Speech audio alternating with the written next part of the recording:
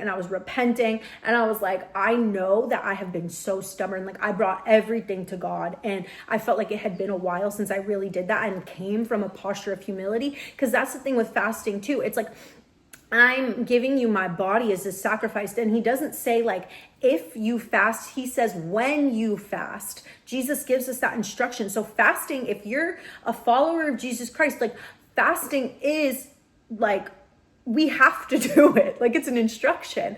And I know it's difficult. Like, whenever I tell people I'm fasting, they're always like, I could never do that. Like, and I get it, because it's really difficult and it's a challenge to our flesh. But when your flesh is acting up, and when you feel like you can't have dominion over your flesh, when you feel like you can't have control over, if you're cursing, if you can't control what you're eating, if you're being sexually immoral, if you're, drinking a lot, smoking a lot, struggling with whatever your addictions are, fasting is an amazing way to challenge your flesh, because you have no choice but to face those things. Like, you have no choice but to face them and bring them to the feet of God. And you can come to him and you can truly feel things, because there's a book, it's behind me on the couch somewhere, but it's called Letting Go, and I forget the author, but he talks about how, like, so much of our pain and so much of our guilt and our shame and our grief is because, and especially in men, if we don't want to sit with our feelings, for the grief only lasts 10 to 15 minutes max. And once you feel it, it may come up again at a different time,